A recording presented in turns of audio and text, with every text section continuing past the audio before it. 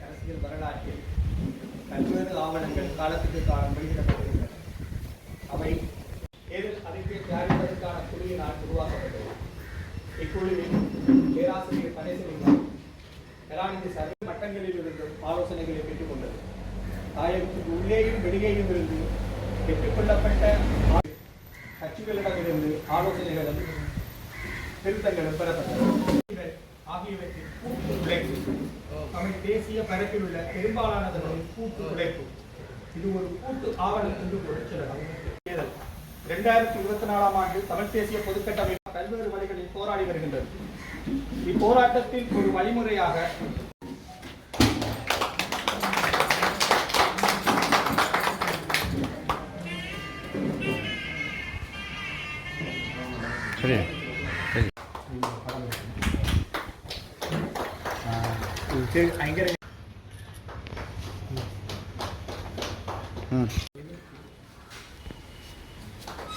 இது வேந்தன் அவர்கள்.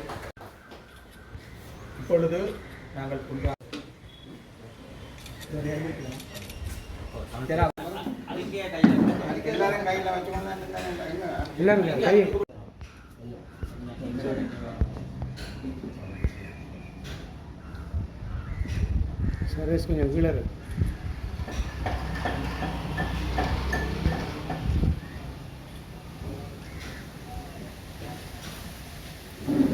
இன்று வடகிழக்கு தமிழ் மக்களின் வாழ்விலே ஏன் இலங்கையின் தமிழ் மக்களின் வாழ்விலே ஒரு முக்கியமான நாள். நாங்கள் பொது வேட்பாளர் ஒருவரை ஜனாதிபதி தேர்தலில் முன்னிறுத்துவதற்காக முதல் படியாக அவருடைய மேனிஃபெஸ்டோக்கு தமிழ் என்ன, தேர்தல் அறிக்கையை இன்று வெளியிட்டிருக்கின்றோம். அதிலிருந்து இதுவரை வாசிக்கப்பட்ட விடயங்களை நீங்கள் கேட்டுக்கொண்டிருந்தீர்கள். அதிலிருந்து எங்களுக்கு எந்த விதமான ஒரு மனோநிலையை பெற்றிருக்கின்றோம், எந்த மாறான ஒரு மனோநிலையில் இருந்து நாங்கள் முன்னேறி செல்ல இருக்கின்றோம் என்பதை அறிந்து கொண்டிருப்பீர்கள்.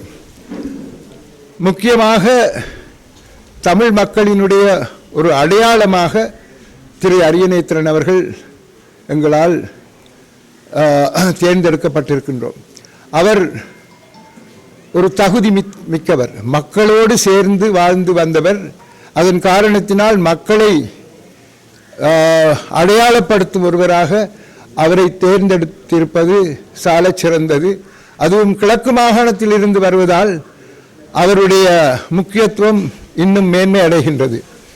இந்த நிலையிலே நாங்கள் வருங்காலங்களில் எங்களுக்கு இருக்கின்ற காலம் மிகவும் குறைவு என்றாலும் நம்முடைய மக்களை உசுப்பேத்தி அவருக்கு வாக்களிப்பது எந்த விதத்திலே தங்களுடைய வருங்காலத்தை பாதிக்கப் போகின்றது அல்லது வருங்காலத்தை செம்மை மிக்கதாக மாற்றப் போகின்றது என்பதை அவர்களை அறிய செய்ய வேண்டும். ஏனென்றால் இன்றுதான் இந்த தேர்தலில் தான் நாங்கள் முதன்முறையாக தமிழர்களாக சிந்திக்கின்றோம், தமிழ் மக்களாக சிந்திக்கின்றோம். தமிழ் மக்கள் சார்பில் ஒருவரை முன்னிறுத்தி நாங்கள் அடுத்து என்ன செய்ய வேண்டும். இந்த நாட்டினுடைய தமிழ் மக்கள் இதுவரை காலமும் பல விதத்திலும் அவர்கள் இன்னல்களை சந்தித்து வந்திருக்கின்றார்கள். அவர்களை வருங்காலத்திலே எங்களுடைய வாரிசுகளை நாங்கள் எவ்வாறு பாதுகாப்பாக இந்த நாட்டிலே வளர இருக்க இடமளிக்க முடியும் என்பதை சிந்தித்து இந்த ஒரு செயற்பாட்டில் நாங்கள் இறங்கி இருக்கின்றோம். பலர் எங்களுடைய இளைஞர்கள், படித்தவர்கள், பல நல்ல நிலைகளிலே உத்தியோகங்களிலே இருப்பவர்கள் எங்களை விட்டு நாட்டை விட்டு சென்று கொண்டிருக்கின்றார்கள். நாங்கள் இவ்வாறான ஒரு அதாவது தமிழ் மக்களை ஒன்றிணைத்து செய்யும் ஒரு செயல்பாட்டில் இறங்காமல் விட்டோமானால் அவர்கள் தொடர்ந்து நாட்டை விட்டு சென்று கொண்டிருப்பார்கள். உங்களுக்கு தெரியும், பரங்கியர்கள் என்று ஒரு இன மக்கள் இருந்தார்கள். என்னுடைய இளம் காலத்திலே என்னுடைய வகுப்பிலே பல பரங்கியர்கள் இருந்தார்கள். அவர்கள் 1956ஆம் ஆண்டு வந்ததன் பிற்பாடு இந்த நாட்டிலே இருந்து எங்களுக்கு வருங்காலம் நல்லதாக இருக்காது என்ற நிலையிலே பலர் இந்த நாட்டை விட்டு ஆஸ்திரேலியா சென்று விட்டார்கள். இப்பொழுது அங்கு கிரிக்கெட் விளையாடும் பெவன் அவர்களுடைய தகப்பனாரோ அல்லது தகப்பனாரின் சகோதரர் என்னுடன் ஒரே வகுப்பிலே படித்தவர். ஆகவே அவர்கள் இங்கிருந்து சென்று அங்கு வாழ்கின்றார்கள், நல்ல நிலையிலே வாழ்கின்றார்கள். அங்குள்ள அரசாங்கத்தால் அங்குள்ள மக்களால் அனுசரித்து அவர்களை ஏற்று அவர்களை வாழ விடுகின்றார்கள். இங்கு நாங்கள் பிறந்த இந்த நாட்டிலே எங்களுக்கு இடமில்லை, எங்களை இரண்டாந்தர பிரஜைகளாக ஆக்கிவிட்டார்கள். எனவே இவை எல்லாவற்றையும் நாங்கள் மனதில் நிறுத்தி அடுத்து என்ன செய்ய வேண்டும் என்பதை சிந்திப்பதற்காக முதலிலே நாங்கள் செய்ய வேண்டியது ஒற்றுமைப்படுத்தல். இந்த ஒற்றுமையின் சின்னமாகத்தான் திரு அரியநேத்திரன் அவர்களை நாங்கள் எங்களுடைய அடையாள சின்னமாக நாங்கள் எடுத்திருக்கின்றோம். ஆகவே அவருடைய அடையாள சின்னமான சங்கு 21ஆம் தேதி முழுமையாக ஒலிக்க வேண்டும். தமிழர் பிரதேசம் எங்கும் தமிழ் மக்கள் சங்கை ஊதி எவ்வாறு நாங்கள் ஒரு நல்ல காரியத்தை தொடங்குகின்றோமோ அதே போன்று அதற்கு எங்களுடைய சங்கு சின்னத்துக்கு எங்களுடைய வாக்கை அளித்து திரு அரியநேத்திரன் அவர்களுக்கு எங்களுடைய வாக்கை அளித்து தமிழ் மக்களினுடைய வருங்காலம் நல்லதாக இருக்க போகின்றது என்று அறை கூவுவோம். அதற்கு ஏற்ற நடவடிக்கைகளை இன்று தொடக்கம் எடுத்துக்கொள்வோம். நன்றி, வணக்கம். நாங்கள் முன்னெடுத்து கொண்டு செல்கின்றோம். அதே நேரத்தில் ஒவ்வொரு மாவட்ட ரீதியாக எங்கள் தொண்டர்கள், எங்கள் உறுப்பினர்கள், பொது கட்டமைப்பை சேர்ந்தவர்கள், எங்கள் போராளிகள் அமைப்பை சேர்ந்தவர்கள் பலர் எங்களுக்காக அந்த பிரச்சார பணியை பல மாவட்டங்களிலும் 8 மாவட்டங்களிலும் இன்று இடம்பெற்றுக் கொண்டிருக்கின்ற அந்த மிகவும் மகிழ்ச்சியாக இருக்கின்றது. இவ்வாறான ஒரு பிரச்சார பணி எந்த தேர்தலிலும் இடம்பெறவில்லை, ஒரு உத்வேகத்துடன் இடம்பெற்றுக் கொண்டிருக்கின்றது. உண்மையிலே அதை பார்த்து பொறாமைப்படுகின்றவர்கள், அதை பார்த்து எரிச்சல் படுகின்றவர்கள், அதை பார்த்து எச்சரிக்கை செய்கின்றவர்கள் என்று பலர் இருக்கின்றார்கள். நாங்கள் அதை பார்த்து சிரித்துக்கொண்டு எங்கள் பணியை முன்னெடுக்க வேண்டும்.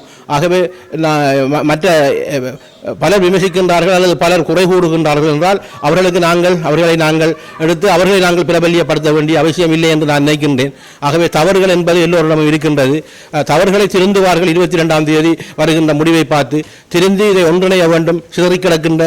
சீரழிஞ்சு கிடக்கின்ற தமிழ் தேசிய அரசியல் பரப்பை ஒரு குடையின் கீழ் கொண்டு வந்து அடுத்த கட்ட பரப்பில் நாங்கள் எதற்காக எங்கள் அகிம்சை ரீதியான போராட்டம், ஆயுத ரீதியான போராட்டம் இடம்பெற்று இன்று இராஜதந்திர ரீதியான ஒரு செயல்பாட்டு அரசியல் செய்து கொண்டிருக்கின்ற நேரத்திலே அதை நாங்கள் வலுப்படுத்த வேண்டும். அந்த வலுப்படுத்தல் மூலமாக எங்களுக்கான இனப்படுகொலைக்கான நீதி அல்லது ஒன்றிணைந்த இந்த வடகிழக்கிலே ஒற்றுமையாக வாழக்கூடிய ஒரு நிரந்தர அரசியல் தீர்வை பெற பலர் முளைத்துக் கொண்டிருக்கின்றார்கள். இங்கே இருக்கின்ற தமிழ் தேசிய கட்சிகள், தமிழ் தேசிய செயற்பாட்டாளர்கள், புலம்பெயர்ந்து வாழ்கின்ற எங்கள் உறவுகள் என்று பல்வேறுபட்டவர்கள் இரவும் பகலுமாக பாடுபட்டு கொண்டிருக்கின்றார்கள். அதனை வெளிக்காட்டுவதற்காகத்தான் இந்த பொதுக்கட்டமைப்பு, தமிழ் தேசிய பொதுக்கட்டமைப்பு எடுத்த முயற்சி என்பது எங்கள் போராட்ட வடிவங்களில் ஒரு மாற்று வழியாக நாங்கள் இதனை பார்க்கின்றோம். பல போராட்டங்களை செய்த நாங்கள் இதையும் ஒரு போராட்டமாக எங்கள் மக்கள் நிச்சயமாக எங்கள் கட்சிக்கு, அதாவது மன்னிக்கவும் நான் கட்சி என்று கூறிவிட்டேன், எங்கள் சின்னத்துக்கு வாக்களிக்க வேண்டும். நான் ஒரு அடையாளமாக இருக்கின்றேன். 22ஆம் தேதி எனது பணிகளை நான் இவரிடம் பலத்த இருக்கின்றேன். ஆகவே அன்பார்ந்த எங்கள் உறவுகள் அனைவரும் இதற்கு நிச்சயமாக வாக்களித்து உறுதியாக செயல்பட வேண்டும். இன்னும் இருக்கின்ற 15 நாட்களில் இன்னும் பல்வேறுபட்ட கதைகள் வரும், வதந்திகள் வரும். சில கட்சிகள் சிலரை ஆதரிக்கின்றார்கள் என்றால் அது செய்தி அல்ல.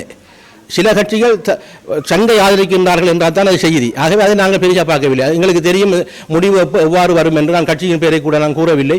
ஆகவே இன்னும் இருக்கின்ற 15 நாட்களில் அவர்களும் திருந்த வேண்டும், அவ்வாறானவர்களும் திருந்தி வர வேண்டும். ஏனென்றால் ஒரு பாரம்பரிய கட்சியில் நான் இருக்கின்றேன். நான் ஒரு இலங்கை தமிழரசு கட்சியின் பாரம்பரியமாக எங்கள் தந்தை செல்வா அவர்கள் எந்த நோக்கத்திற்காக அந்த கட்சியை ஆரம்பித்தாரோ அந்த நோக்கத்தின் அடிப்படையில் தான் நான் இந்த கட்சியில் இருந்து இந்த பொது வேட்பாளராக வந்திருக்கின்ற என்ற விடயத்தை பொதுமக்கள் அறிந்து அதற்காக வாக்களிக்க வேண்டும் என்று கேட்டு எல்லோருக்கும் நன்றி கூறி விடைபெறுகின்றேன். நன்றி, வணக்கம்.